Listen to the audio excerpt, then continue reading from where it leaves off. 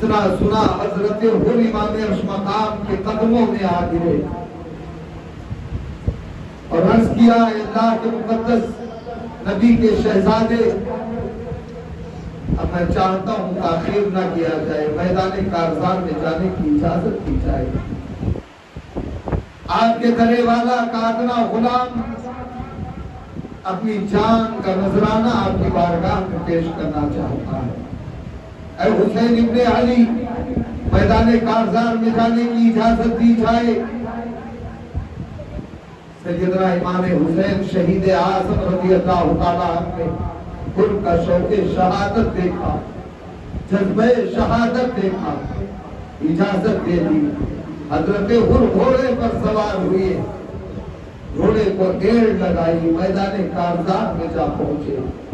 میدان کارزار میں جب پہنچے تو ہر دن مبارز کی صدا بلند کی، ہے کوئی مد مقابل جو سامنے آئے۔ اب ایک یزیدی لشکر کے جو بڑے بڑے بہادر کہلائے جاتے تھے نکلنا شروع کیا اور مقابلہ کرنا شروع کیا۔ تاریخ بتا رہی ہے کہ کئی ایک بہادروں کو حضرت حر رضی اللہ تعالیٰ نے موت کے گھاٹ اتار دیا، جہنم نصیب کر دیا۔ عزیزان جی وقار، اور ایک دور آیا اسی کربلا کے خطے یہ صحرا ہے، حضرت حر جیسے جانثار امام عرش مقام کے شہید کر دیے جاتے ہیں۔ عزیزان جی وقار،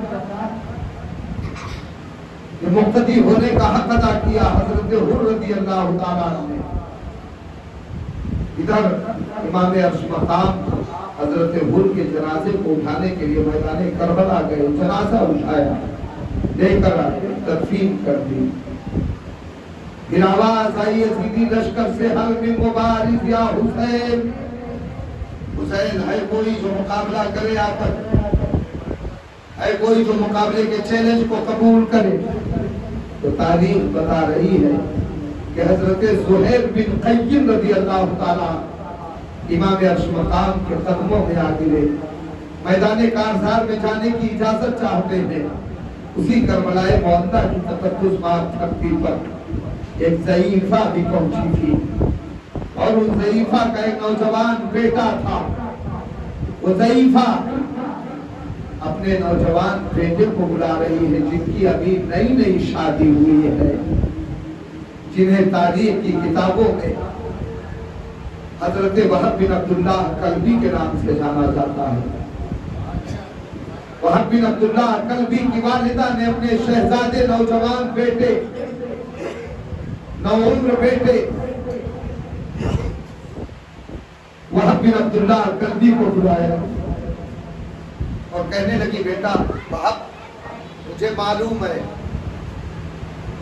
کہ تمہارا شہید ہونا، تمہارا انتقال کر جانا یہ حقیقت میں ہمارے بڑھاپے کی لاٹھی کا ٹوٹنا ہے۔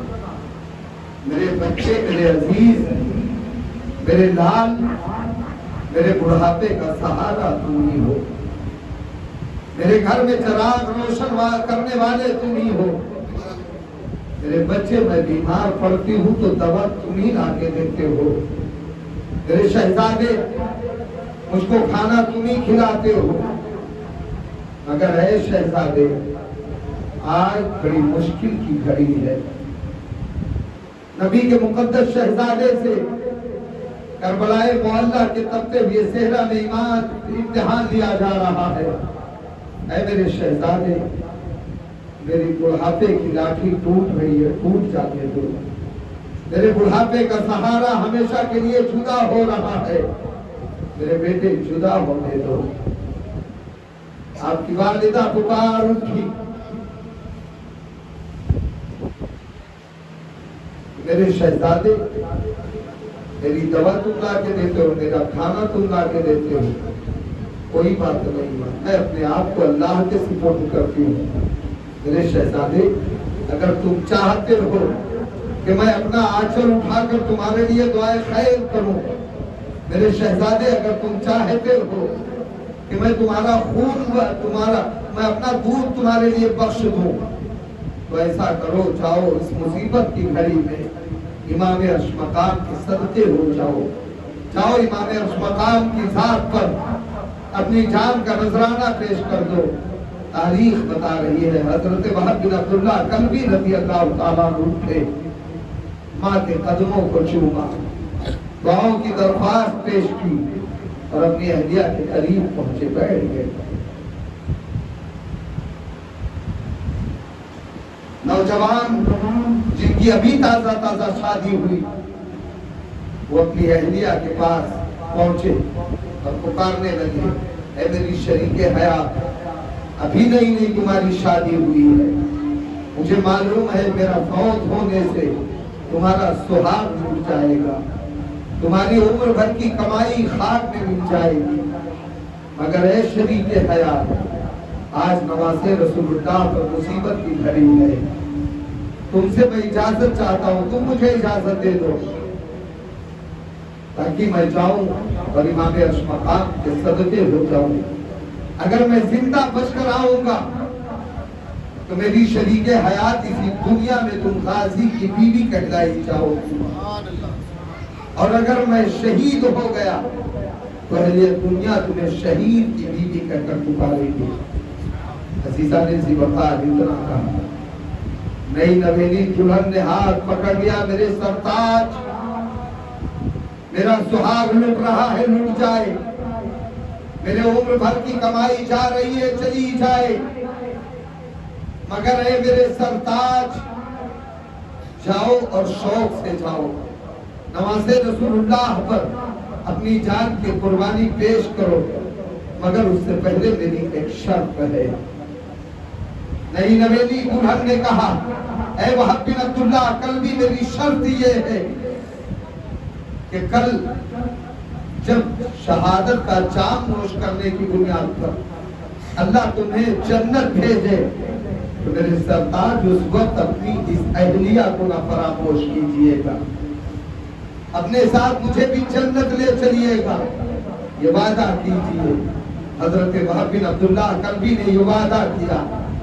عزیزان ذی وقار، گھوڑے کو ایڑ لگائی، امام عرش مقام کے قدموں میں جا گرے، قدموں میں پہنچ کر عرض کر رہے ہیں، اے امام عرش مقام، میدان کارزار میں جانے کی اجازت چاہتا ہوں۔ امام مظلوم ارشاد فرماتے ہیں، بیٹے ابھی تمہاری عمر ہی کیا ہے،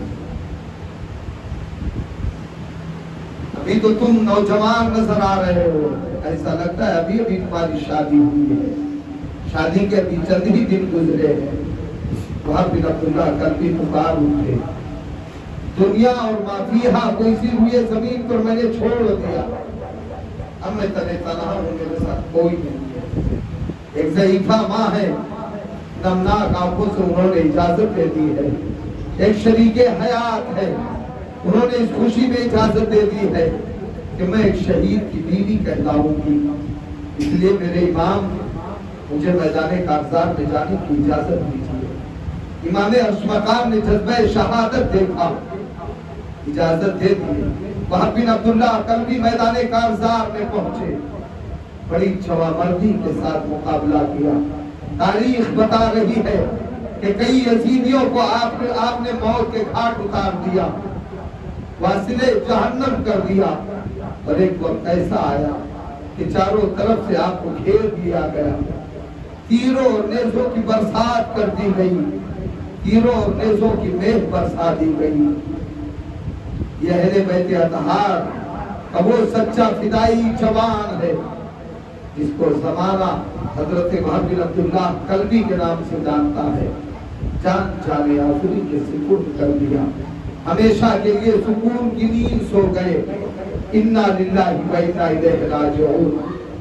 عزیزان ذی وقار، یہ میدان کربلا ہے، یہ میدان کارزار ہے، جہاں جو جا رہا ہے وہ بچ کے نہیں آ رہا ہے۔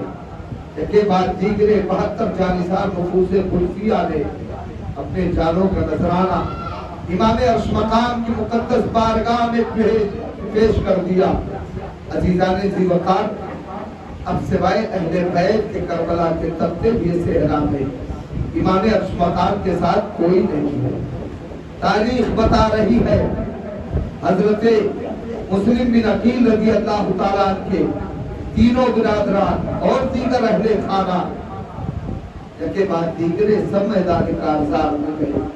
जो जा रहा है अली के घर की शुजाअत दिखा जा रहा है, जो जा रहा है मौलाए कायनात के घर की शुजाअत दिखा रहा है।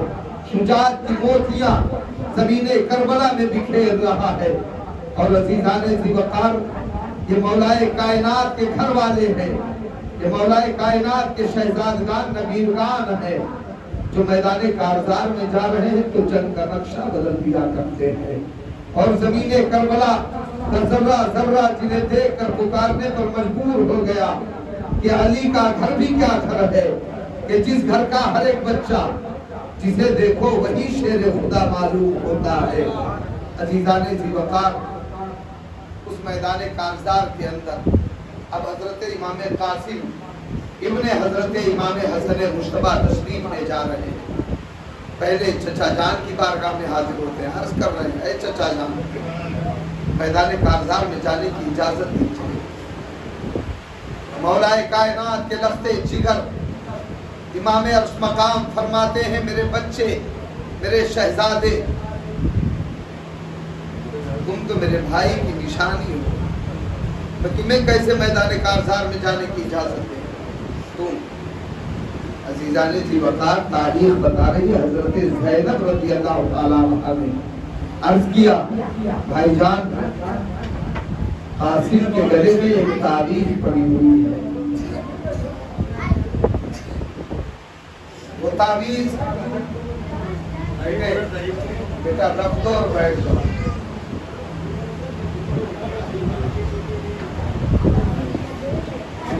अभी तबर्रुक जो लोग लाए वहीं लेकर के सीने पर रख दीजिए, बाद में यहाँ लाइएगा, ठीक है? थोड़ी देर सुन लीजिए दिलचमई के साथ। हजरत ज़ैनब रज़ियल्लाहु ताला अन्हा इमाम अर्श मकाम की बारगाह में अर्ज कर रही है, भाईजान कासिम के गले में एक तावीज़ पड़ी है, तावीज़, और वो तावीज़ उनके वालिद इमाम हसन मुश्तबा ने उनके गले में बांधी और फरमाया था, ये तावीज़ जब बहुत बड़ी मुसीबत की घड़ी हो तब खोलना, उससे पहले न खोलना। हज़रत ज़ैनब अर्ज़ कर रही है, भाई हुसैन, अब इससे बड़ा और क्या मामला पेश आएगा, इससे बड़ी परेशानी और क्या होगी? इजाजत देंगे कि ये तावीज़ खोल ली जाए? इमाम अर्श मकाम ने इजाजत दी, तावीज़ खोली गई तो उसके अंदर लिखा था, ऐ हुसैन, ये मेरी पूंजी है जिसका नाम कासिम है। जब करबला के तपते हुए सेहरा में सब शहीद किए जा रहे हो, उस वक्त मेरे शहजादे को फरामोश न किया जाए, बल्कि मैदान जंग में जाने की इजाजत दी जाए। भाई का खत देखा, इमाम हसन मुश्तबा का इमाम अर्श मकाम ने इजाजत दी, नमनाक आंखों से रुखसत किया।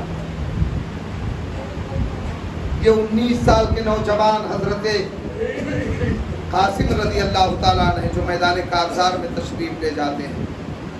अजीज़ाने ज़िवक़ार, मैदान कारजार में हजरत कासिम पहुंचे, ऐसी हैबत तारीफ हुई है यज़ीदी लश्कर के दरमियान, ऐसी हैबत तारीफ हुई कि किसी में मुकाबले की जुरात नजर नहीं आ रही। कोई अपने अंदर हजरत कासिम के मुकाबले की हिम्मत नहीं जुटा पा रहा है। अम्र बिन साद पुकार उठा, ऐ अरज़ब, तुम्हारी बहादुरी मशहूर ज़माना है, बड़े बड़े बहादुर तुम्हें कद्र की निगाह से देखा करते हैं, मेरे बेटे तुम्हें कद्र की निगाह से देखते हैं। अरज़ब, जाओ और कासिम से जाकर के मुकाबला करो। अरज़ब ने इतना सुना, बड़े गुरूर में कहा था कि 19 साल का नौजवान बच्चा, और कहा मैं इससे मुकाबले के लिए जाऊं, ये मेरी शान के खिलाफ है। और अम्र बिन साद, अगर आप कह रहे हैं तो हम पहले अपने बड़े साहबजादे को भेज रहे हैं, 4 साहबजादे मेरे यहाँ मौजूद हैं, मैं पहले अपने बड़े बेटे को भेज रहा हूँ। ये कहकर अपने बड़े बेटे को अरज़ब ने حضرت قاسم رضی اللہ تعالیٰ عنہ کے مقابلے کے لیے بھیجا. تاریخ بتا رہی ہے ایک وار میں ایسی ضرب لگائی کہ ارزق کے بڑے بیٹے کے جسم کے ٹکڑے ہوئے اور زمین پر لاش تڑپنے لگا. دیکھا دوسرا بیٹا دوڑتا ہوا آیا, حضرت قاسم سے برسر پیکار ہے, لڑنا چاہ رہا ہے. حضرت قاسم نے ایک ہی بار میں اس کا بھی کام تمام کر دیا. تیسرا بیٹا ارزق کا آیا, اپنے دو بھائیوں کے خون کا بدلہ لینا چاہ رہا تھا. حضرت قاسم نے اس سے بھی ڈٹ کے مقابلہ کیا, ہمیشہ کے لیے بھی اس کو نابود کر دیا. چوتھے بیٹے نے دیکھا, پہلے بیٹے کو جب قتل کیا اس کی تلوار اپنے ہاتھ میں. چوتھا بیٹا آیا, دیگے ہانکتا ہوا, گالیاں بکتا ہوا. امام عرش مقام کے بھائی کے شہزادے حضرت قاسم فرماتے ہیں کہ عزیزی کتو, میں تمہاری گالیوں کا جواب گالی سے دوں؟ یہ اہل بیت اطہار کی شان کے خلاف ہے. آؤ ایسا کرو, تم قریب ہو, تمہیں بھی میں وہیں پہنچا دوں جہاں تمہارے تین بھائیوں کو بھیج چکا ہوں. حضرت قاسم رضی اللہ تعالیٰ نے اتنا فرمایا, تاریخ بتا رہی ایک ہی بار میں چوتھے بیٹے کا بھی کام تمام ہو.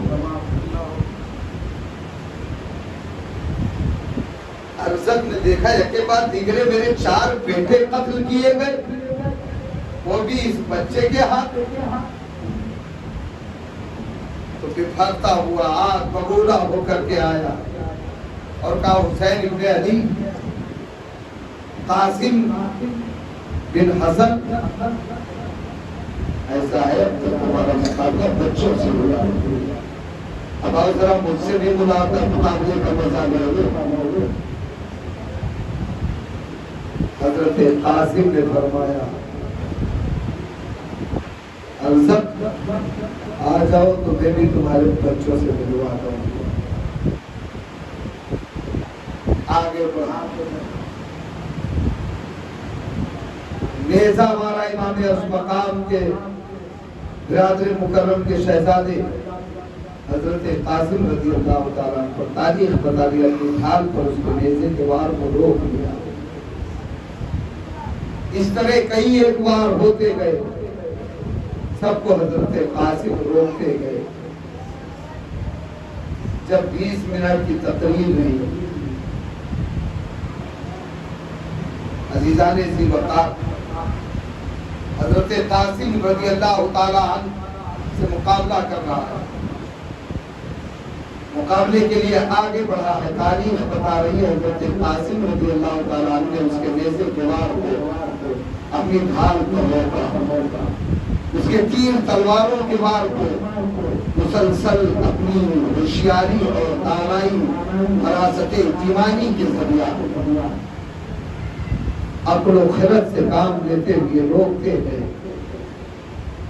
اور پھر پکار ارزق, میں تم کو کوفہ کا سب سے بڑا بہادر جانتا تھا, تمہارے بہادری کے چرچے مشہور زمانہ, تم اتنے نادان ہو. میں نہیں جانتا تھا کہ تم اتنے نادان بھی ہو. تمہارے گھوڑے کی زین کسی نہیں ہے اور تم لڑنے کے لیے چلے آئے. اتنا سنا ارزق نیچے مڑ کر دیکھنے لگا. امام حسن مصطفیٰ کے مقدس شہزادے نے ایک وار میں اس کا کام تمام اسے واصل جہنم کر دیا. عزیزان ذی وقار وہی کربلا کی مقدس زمین ہے جہاں پر حضرت عباس علمبردار کے بازو کاٹے گئے ہیں. وہی کربلا کی تقدس ماں دھرتی ہے جہاں پر حضرت علی اکبر کے جسد اطہر پر لاش مبارک پر گھوڑے دوڑائے گئے ہیں. وہی کربلا کی سرزمین ہے جہاں 6 ماہ کے شیر خوار حضرت علی اصغر کے حلقوم میں تیر پہ بند کر کے شہید کیا گیا ہے۔ اسی کربلا معلیٰ میں جب ایک ایک کر کے اہل بیت اطہار کے لوگ بھی شہید ہو گئے تو اب تاجدار کربلا میدان کارزار میں آئے ہیں۔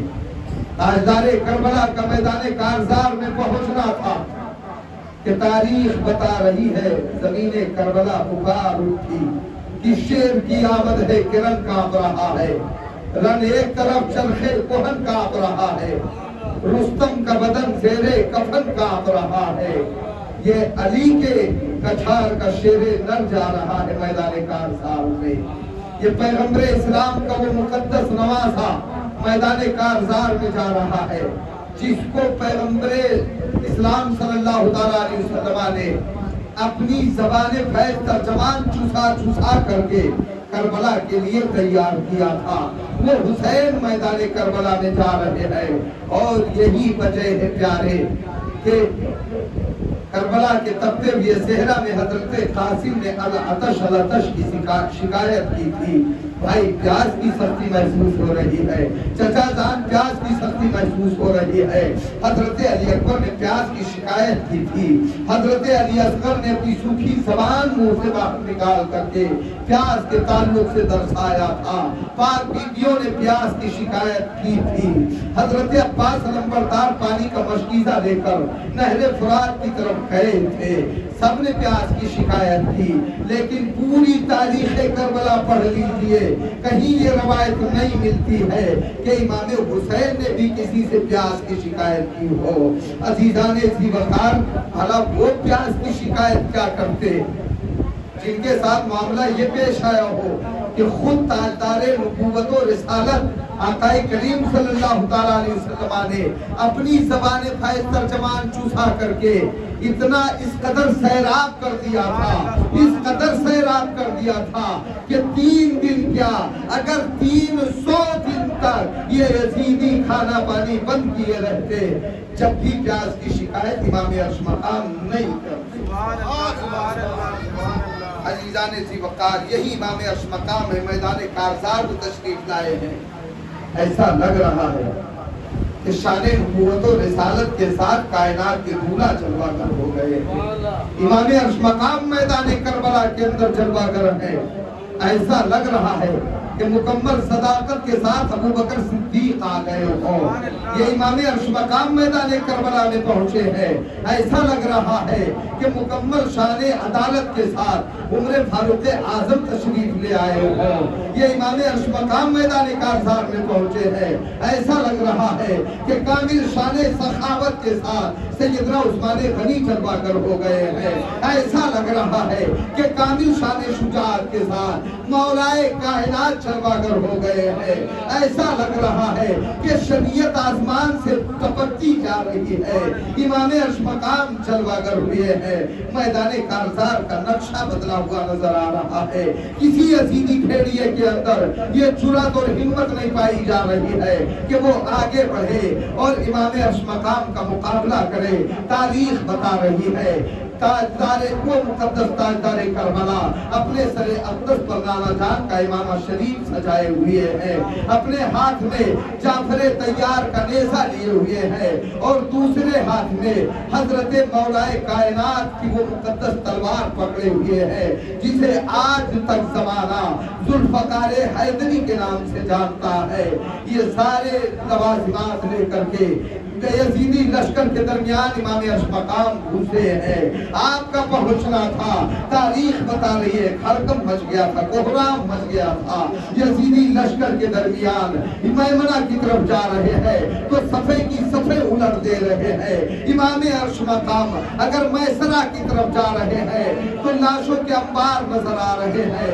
امام عرش مقام قلب لشکر کے اندر جا رہے ہیں تو یزیدی لشکر کے لوگ دم دبا کر भेड़िए की तरह भागते हुए नजर आ रहे हैं। अजीजाने जी वकार ये सारा माजरा अम्र बिन साद देखता रहा, पुकार उठा, ऐ अजीज के नमकवारो, कहाँ गई तुम्हारी वो बहादुरी, कहाँ गारत हो गई तुम्हारी ताकत और कुव्वत। हुसैन तनहा 3 दिन के प्यासे हैं और 3 दिन से भूखे हैं, पूरी फौज मिलकर के इनका मुकाबला नहीं कर पा रहे हो, सब एक साथ तीर बरसाना शुरू कर दो।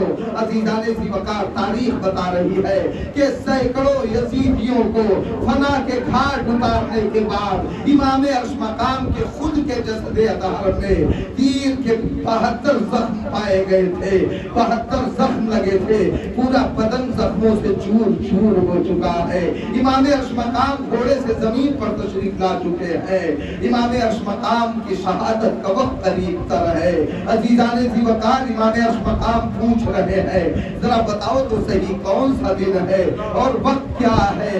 किसी कहने वाले ने कहा था, ऐ हुसैन इब्ने अली, आज जुमा का दिन है और जुमा का वक्त करीब तर है।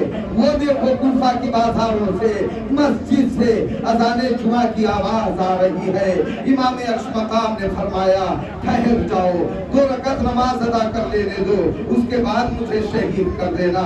अजीजाने जी वकार तारीख बता रही है, सैयदना इमाम अर्श मकाम रज़ी अल्लाह तआला ने अपना सरे अक़दस खून से वज़ू करने के बाद अपना सरे अक़दस रूए ज़मीन पर रखते हैं, नमाज अदा करने लगते हैं। जैसे हालत सजदा में होते हैं, एक यजीदी नालायक आता है और आप पर हमला कर देता है, सर तन से जुदा कर देता है। अजीजाने जी वकार इमाम अर्श मकाम की शहादत हो रही है। मैं आपसे कहना चाह रहा हूँ प्यारे, इमाम अर्श मकाम ने अपनी जान की कुर्बानी पेश कर दी, अहले बैत अतहार को खुदा की राह में शहीद करवा दिया, 72 जानिसार नफूसे कुदसिया शहीद कर दिए गए। अजीजाने जी वकार ये किस लिए था? ये इसलिए था कि शरीयत की हिफाजत हो जाए, तरीक़त की हिफाजत हो जाए, नमाजों की तहफ़्फ़ुज़ हो जाए, कुरान की अज़मतें रहती दुनिया में पहचानी जाए। ये इसलिए था कि इंसान के हक को पहचाने, ये इसलिए था कि बातिल के आगे इंसान कभी अपना सर न झुकाए, ये इसलिए था कि नाना जान के शरीयत की आन रह जाए, ये इसलिए था कि अज़ानों का तक़द्दुस पामाल न होने पाए, ये इसलिए था कि हमारे नाना जान की उम्मत शराब से गुरेज करने लगे, ये इसलिए था ताकि हमारे नाना जान की उम्मत हमारे तरीके पर चलकर जिंदगी गुजारे में पुकार हो जाए।